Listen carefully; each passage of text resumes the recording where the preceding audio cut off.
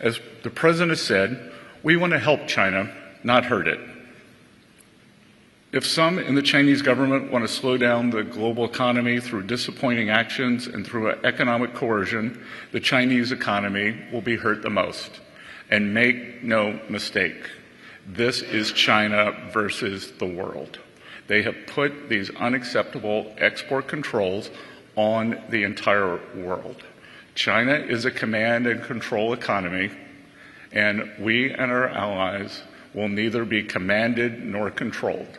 They are a state economy, and we are not going to let a group of bureaucrats in Beijing try to manage the global supply chains.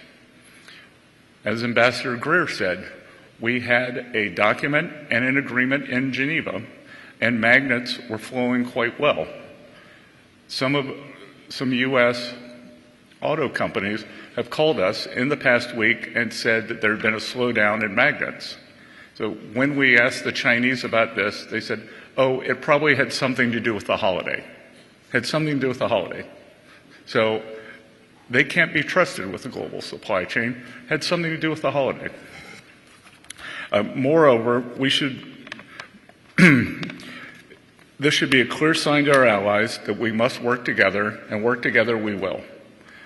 There will be a series of meetings this week during World Bank IMF week, and we are all aligned. Not only is China fueling Russia's war, but China's actions have once again demonstrated the risk of being dependent on them on rare earths, and for that matter, anything. If China wants to be an unreliable partner to the world, then the world will have to decouple. The world does not want to decouple. We want to de-risk. But signals like this are signs of decoupling, which we don't believe China wants. And again, we do not want to decouple. We should work together to de-risk and diversify our supply chains away from China as quickly as possible. China says that these rare earths are used in military materials and that they want to maintain peace in the world.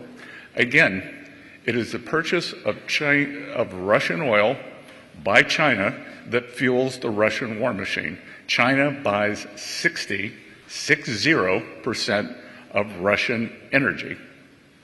They buy 90% of Iranian energy. So who is fueling the Russian war machine? We will be producing photos soon, supplied to us by the Ukrainian government, that shows Chinese parts comprise substantial amounts of Ukrainian drones. So President Trump is the leader of peace. We should work together to de-risk and diversify. China's highly provocative move comes after we've made significant efforts to de-escalate tensions. While there are substantial actions we could take, we'd rather not. I believe China is open to discussion, and I am optimistic that this can be de-escalated. Ultimately, we are confident in the strong relationship between President Trump and President Xi.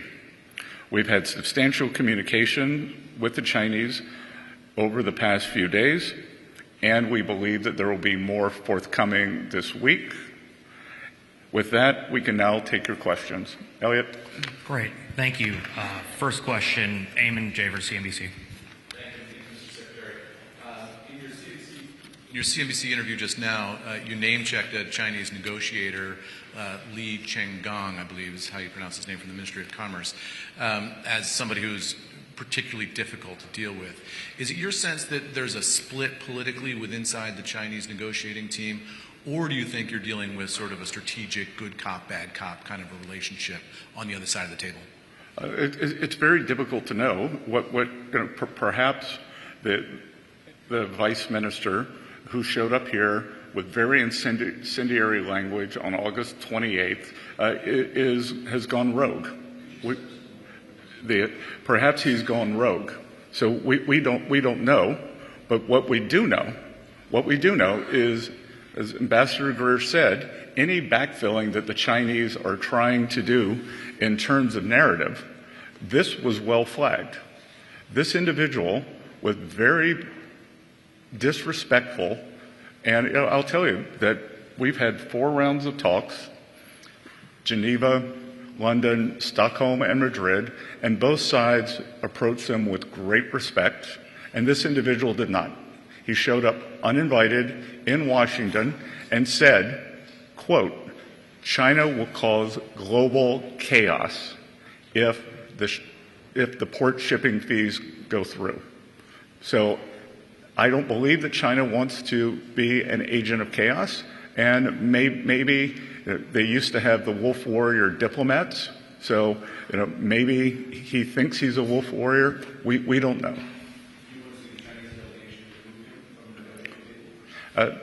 That's up to them. Thank you. Next question will go to Christine with NBC.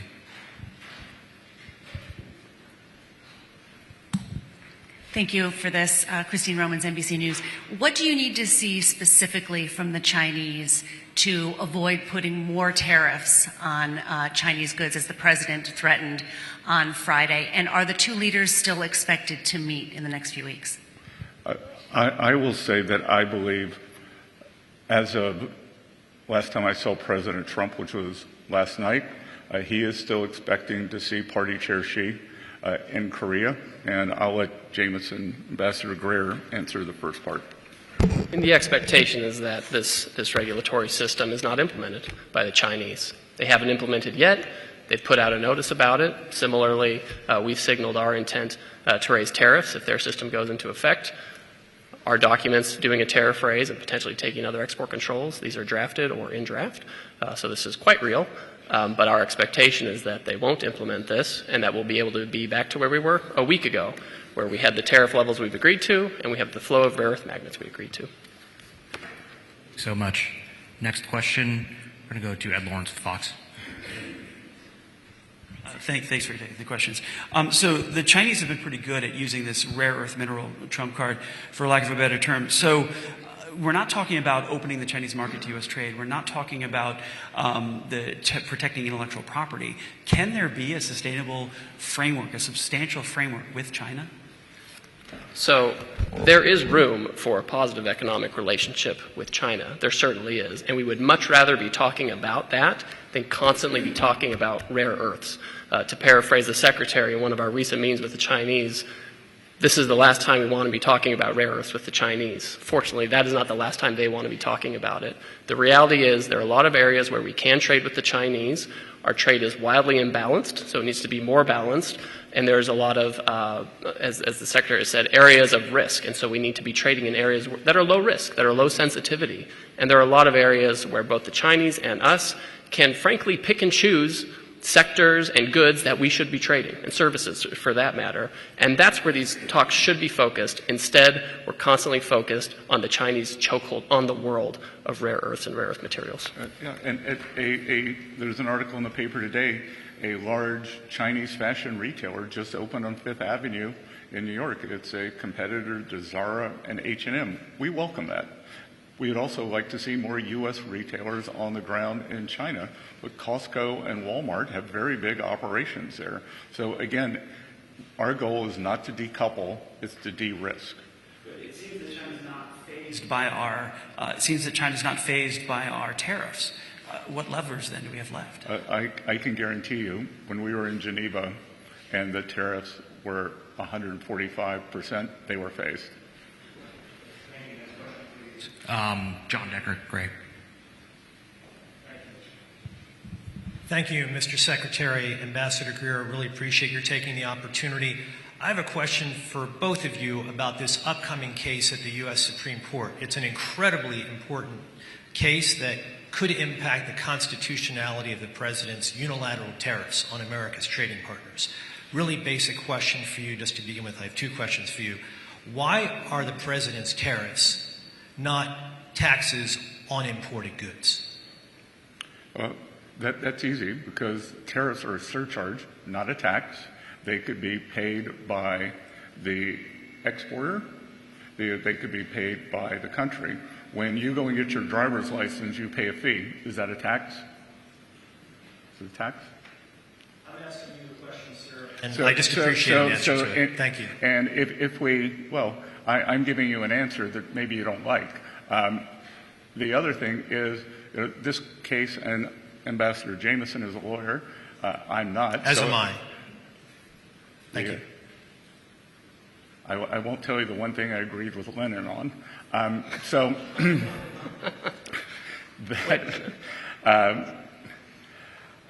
I think that we see with this Chinese provocation why it is very important for the president to have emergency powers to implement tariffs, because he needs to be able to use this to push back against this Chinese overreach against the world. So if it was not clear to anyone on the court before last week that the president needs emergency powers to protect the American people and the American economy, then it should be abundantly clear now. So my second question concerns that law that you just cited, that 1977 law. The question is about Brazil, the 50% tariffs on Brazil. Can you explain why they are being hit with 50% tariffs and why it falls under the umbrella of the International Emergency Economic Powers Act? Certainly. Happy to do that. Now, to be really specific about Brazil, there's actually two regimes at place right here. There's the reciprocal tariff rate of 10% on Brazil, which everyone in the world has, which we're trying to do to control the global trade deficit, which is a huge problem for us. Then on top of that, there's a 40% tariff on Brazil, and that's under a separate emergency, and this is related to extreme concerns with rule of law, censorship, and human rights in Brazil, where a Brazilian judge has taken it upon himself to order U.S. companies to censor themselves, given them secret orders to manage the flow of information, rule of law with respect to political opponents in Brazil. And so when the... And the unlawful detention of U.S. citizens who were in Brazil. Correct. Now, the Treasury Department has often used IEPA, which is the shorthand for the law you're talking about, to impose sanctions, which will cut off countries or companies or persons entirely from the U.S. financial system and cut off trade entirely. If the president can cut off trade entirely, he can certainly impose a tariff, which is a lesser measure than a full sanction. This question from James with Newsmax. Thank you. James Rosen with Newsmax. Thank you both for doing this. I have two questions for the Secretary. One of them I'll leave for a second, a slightly historical nature, and you are a historian. First, you mentioned in your opening remarks, quite apart from the expansion of the export controls, that China is singularly responsible for propping up the Russian war machine in Ukraine. We also know about the outsized Chinese role in the manufacture of the precursors for the fentanyl that is killing an estimated 100,000 Americans a year.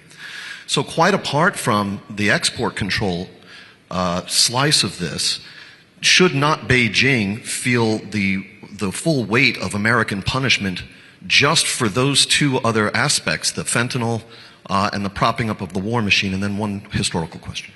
Great. So a couple of things.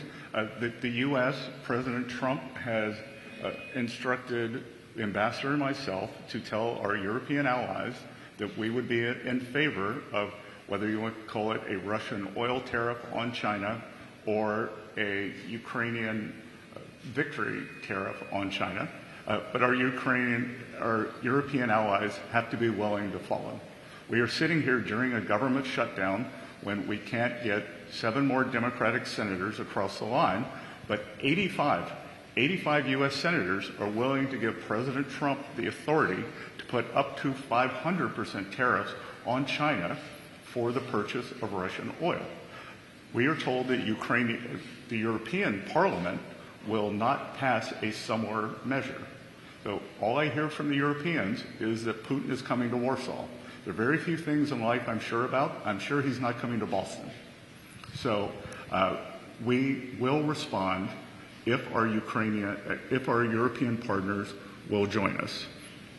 The second, we do have the 20% of the tariff. We have a 20% fentanyl tariff on China, and again, they have all but admitted that they sell the precursor drugs. When we have the discussion, they say, take off the tariff, and then we can fix it. We say, fix it, and show us 6 months of persistent persistence, and then we will take off the tariff. So again, back to the IEPA, if 100,000, 200,000 Americans being killed every year by fentanyl, families ruined, is not an emergency, I'm not sure what is. And by the way, if the Chinese can cut off rare earths and export control them, they certainly can control the precursors for fentanyl as well. When the history of this time is written, and historians are paying attention to President Trump's decision-making surrounding the global tariff program that he has initiated, can you tell us, to your knowledge, when it was, whether it was during the campaign or the preceding 4 years or during the transition or since he took office again, that he decided that he was going not only to rely more heavily on tariffs than he did in his first term, but to go as big on tariffs as he has? When was that decision taken? Oh, I think the decision was taken in the first term, and you would have seen President Trump saying that over the past, since January 20th, that he had a very successful tariff program on China in terms of rebalancing, in terms of purchases that they were supposed to make, which they haven't followed up on. But you heard President Trump say that in his final year, so trade deal was reached with China on January 20th, he was going to expand the tariffs to the world, and then COVID hit.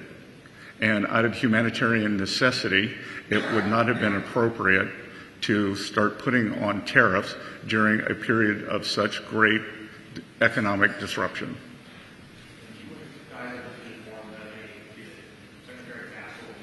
Meeting immediately after this, so we have time for one question. I'm going to go to the print folks in the back. Dimitri from the FT. Thank you, Dimitri, Financial Times. Ambassador Greer, I think you said that you don't expect China to implement the rare earths regime that it announced. Is that based on something that the Chinese said to you, or if not, what gives you that confidence? And then secondly, if the Chinese were to say we will delay implementation by, let's say, 6 months or 1 year, would that be enough for you to delay implementation or imposition of 100% tariffs and other countermeasures? Thank you. So the Chinese obviously will decide what they're going to do, right? That's not up to me. I'm just outlining our expectation for this program. Obviously at a minimum they have to delay it. Our expectation is that this never goes into effect, because you can't. When you look at what happened with the rare earth magnets, they had a similar program that they implemented, and that program, the result was that they couldn't implement it. They didn't have enough people to organize it. Separate and apart from it being just wrong entirely, they actually couldn't implement it, and it took months and months to get the flow of magnets to something that was barely tolerable, right?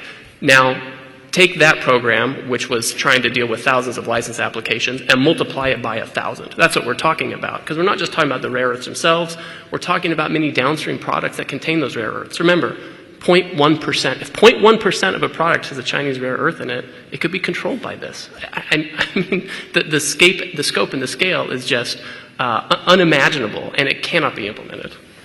And Dimitri, to follow up on that, right now we are currently in a 90-day roll on the tariffs. So is it possible that we could go to a longer roll in return for a delay? Perhaps. But all that's going to be negotiated in the coming weeks before the leaders meet in Korea.